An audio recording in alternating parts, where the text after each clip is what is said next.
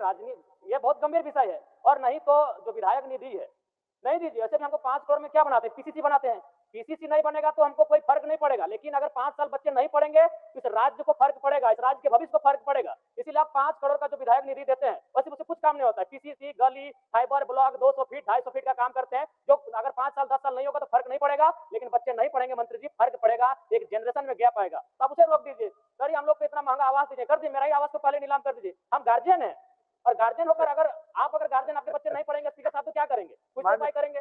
माननीय सदस्य, नहीं, मैं सुझाव दे रहा हूं कि आप उनको ऋण दीजिए। भावना से नहीं, तो 1 साल बीत चुका है, 1 साल बीत चुका है। भावना 15 दिन के लिए होता है, भावना 15 दिन के लिए होता है। आपका भावना सही है, आपका भावना तो सही मैं है। सुझाव दे रहा हूं, तुमको ऋण दीजिए। कोई राज्य को पता है कि आज विगत वर्षों से ओबीसी के छात्र छात्राओं को स्कॉलरशिप नहीं मिला है, और इस पर जब भी बातचीत होती है तो विभाग, राज्य सरकार केंद्र को दोष देने का कार्य करती है। तो मैं स्पष्ट जानना चाहता हूं, क्योंकि इन्होंने उत्तर में भी लिखा है कि केंद्र सरकार से राशि प्राप्त होने के उपरांत भुगतान की कार्रवाई की जाएगी।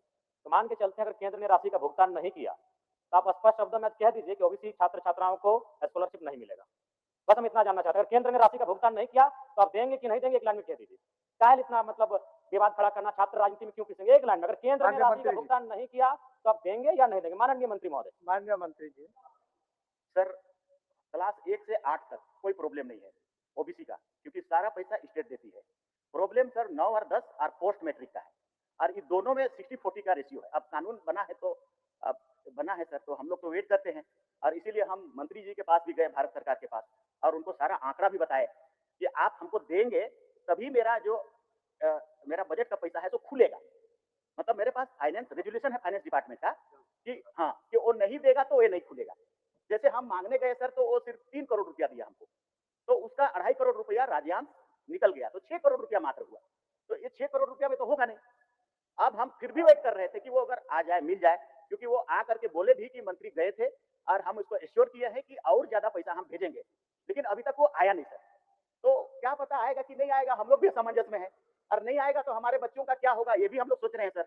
और इसीलिए हमारे पास बजट में जो पैसा है, क्योंकि उसके लिए एक प्रावधान है कि उधर से आएगा तभी हम खोल सकते हैं, इसको शिथिल करने की आवश्यकता हम महसूस कर रहे हैं सर। हमको देना है सभी ओबीसी बच्चों को, उसको आगे बढ़ाने के लिए हमको महसूस है इस बात को। इसलिए सर करीब करीब हमारे पास काफी इतना पैसा है जिससे कि ये संभव हो जाएगा। बजट के अनुसार 275 और 9-10 के लिए 39 करोड़ और 275 करोड़ है हमारा पोस्ट मैट्रिक के लिए, इतना पैसा है। तो ये शिथिलीकरण के लिए हम लोग लेटर लिख रहे हैं। कल हमने पिक पत्र भी जारी कर दिया सेक्रेटरी को कि आप इसका वैकल्पिक व्यवस्था करें। केंद्र नहीं देगा तो उसकी बात है, मत देने दीजिए, हम क्या करेंगे उसको बात बताइए, मेरे पास बजट में है उसको क्लियर करिए। तो हमने लिख दिया है, कुछ दिनों में हम लोग इसका व्यवस्था करेंगे। पिछले कल के अनुसार हम शायद लगता है कि इसको हम लोग ठीक कर देंगे। चलिए जयराम जी, अच्छा उत्तर हुआ। यानी ठीक है अध्यक्ष महोदय, 1 साल से ज्यादा हो चुका है, तो वही तो नहीं, सही बात। अगर केंद्र नहीं दिया तो क्या आपके पास विकल्प है, क्या तैयारी आपके? नहीं, तो जयराम जी सर आप शायद ध्यान से, 1 साल से ज्यादा हो चुका है। नहीं सही बात, हो चुका है, सही बात है। आपका सवाल को मंत्री जी स्वीकार भी किए और पिक पत्र भी लिख चुके हैं। ये उत्तर नहीं हुआ। अच्छा, हम थोड़ा सा उनके आंकड़ों के अनुसार ही जानना चाहेंगे मंत्री जी से कि 2023-24 में कितना राशि स्कॉलरशिप के लिए भुगतान किया गया था 2023-24 में? माननीय मंत्री जी, 2023-24, हालांकि 2023-24 में आप शायद नहीं थे, फिर भी थोड़ा सा जानकारी हासिल करके। सर 23-24 में ठीक है, हाँ बोल रहे हैं, ये तो लिखा हुआ 23-24 में 67.88 करोड़ हम लोगों ने डिमांड किया था। उसके बदले में 7.35 आया, केंद्र का हिस्सा इतना ही आया। 24-25 में 66.14 करोड़ रुपया डिमांड किया, 12 ही करोड़ आया। 25-26 में 45.91 करोड़ डिमांड किया, 3.95 ही करोड़ आया। फिर पोस्ट मैट्रिक में भी ऐसे ही हुआ सर, 271 करोड़ रुपया का हम लोग डिमांड किया, 77 करोड़ रुपया मात्र आया 23-24 में। 24-25 में 353 करोड़ का डिमांड किया, आया 33 करोड़। अभी 25-26 में 370 करोड़ का जरूरत है, उसमें जीरो आया, एक नहीं आया। तो नहीं आ रहा है तो क्या करेंगे हम लोग सर? वही तो मैं कह रहा हूँ कि ठीक है, मैं एक सुझाव देना चाहूंगा। बताइए सुझाव बताइए। मैं एक सुझाव देना चाहूंगा कि जब तक केंद्र का अंश नहीं मिल रहा है तब तक आप तमाम छात्रों को ब्याज रहित ऋण दे दीजिए। जब अंश आ जाएगा आप काट लीजिएगा। ये बहुत गंभीर विषय है। और नहीं तो जो विधायक निधि है, नहीं दीजिए। ऐसे भी हमको 5 करोड़ में क्या बनाते हैं, पीसीसी बनाते हैं। पीसीसी नहीं बनेगा तो हमको कोई फर्क नहीं पड़ेगा, लेकिन अगर 5 साल बच्चे नहीं पढ़ेंगे तो इस राज्य को फर्क पड़ेगा, इस राज्य के भविष्य को फर्क पड़ेगा। इसीलिए आप 5 करोड़ का जो विधायक निधि देते हैं वैसे उससे कुछ काम नहीं होता है। पीसीसी, गली, फाइबर ब्लॉक 200 फीट 250 फीट का काम करते हैं, जो अगर 5 साल 10 साल नहीं होगा तो फर्क नहीं पड़ेगा, लेकिन बच्चे नहीं पढ़ेंगे मंत्री जी, फर्क पड़ेगा, एक जनरेशन में गैप आएगा। तो आप उसे रोक दीजिए, सर हम लोग को इतना महंगा आवास दीजिए, कर दीजिए, मेरा ही आवास को पहले नीलाम कर दीजिए। हम गार्जियन है, और गार्जियन होकर अगर गार्जियन आपके बच्चे नहीं पढ़ेंगे स्पीकर साहब तो क्या करेंगे, कुछ उपाय करेंगे? मान्य सदस्य, नहीं, मैं सुझाव दे रहा हूं कि आप उनको ऋण दीजिए। भावना से नहीं, तो भावना 1 साल से बीत सब कुछ चुका है, नहीं होता है, अध्यक्ष महोदय, 1 साल बीत चुका है। भावना कुछ कानून 15 दिन है। के लिए होता है, भावना 15 दिन के लिए होता है, आपका 25 दिन के भावना लिए होता है। सही है, आपका भावना तो सही मैं तो है। सुझाव दे रहा हूँ कि उनको ऋण दीजिए, बिना ब्याज के ऋण दीजिए। हम सेंट्रल गवर्नमेंट क्यों बोलेंगे? हम एक विधायक, हम राज्य सरकार को बोलेंगे। कौन सा बोलिए, हम सेंट्रल गवर्नमेंट बोलेंगे?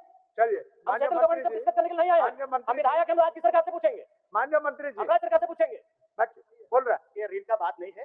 हमने जैसा आपको कहा सर, मैंने क्या कहा, मैंने ये कहा कि पीत पत्र हमने जारी किया है वित्त विभाग का रेजुलेशन को शिथिलीकरण करने के लिए। तो क्यों ऐसा किया? पैसा लाने के लिए। ज्यादा से ज्यादा जल्दी से जल्दी पैसा आएगा, हम लोग डिस्ट्रीब्यूट करेंगे, लेकिन हम केंद्र का हिस्सा है तो उसको देना, उसका ऑब्लिगेशन था कि नहीं था, उसको वेट करेंगे कि नहीं? वेट कर रहे थे, नहीं आया तो अब हम अपना प्रक्रिया शुरू कर दिए स्टेट का पैसा देने के लिए। कुछ समय लगेगा, कर देंगे हम लोग। ठीक, कर देंगे। अध्यक्ष महोदय, इससे संतुष्ट थोड़ी हो पा रहे हैं आप। नहीं दिया केंद्र तो क्या करेंगे? वही एक लाइन बोल दीजिए, नहीं हम कुछ नहीं, बोल दीजिए एक लाइन में कि अगर केंद्र का अंश नहीं आया तो राज्य के ओबीसी छात्रों को स्कॉलरशिप नहीं देंगे।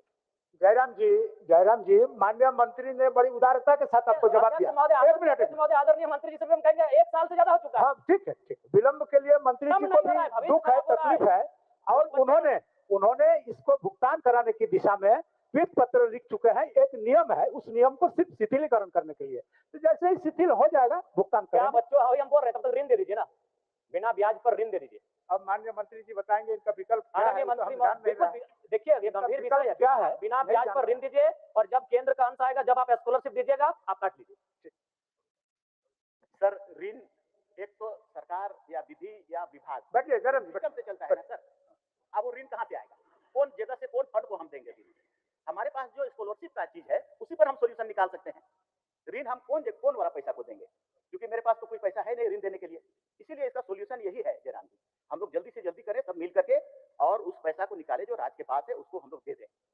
जल्दी करें इस पर। थोड़ा समय दीजिए जयराम जी, थोड़ा समय पर्याप्त है। क्योंकि और भी माननीय सदस्य को सवाल पूछना है, लेकिन हम संतुष्ट हो पाए ना राज्य के छात्र संतुष्ट हो पाए। बाकी माननीय मंत्री महोदय, आप लोग क्या कर रहे हैं नहीं कर रहे हैं, लेकिन आपके माननीय सदस्य ने जो कहा कि आप केंद्र से पूछिए, गलत बात है। हम एक विधायक है, हम केंद्र से पूछने के लिए नहीं आए हैं, हम राज्य सरकार माननीय मुख्यमंत्री से पूछने आए हैं, हम विभागीय मंत्री से पूछने आए हैं। तो ये आप कीजिए, हमारे साथ ये नहीं कर सकते हैं। माननीय सदस्य अमित यादव जी। बहुत महत्वपूर्ण मामला है अध्यक्ष महोदय कि 2004-5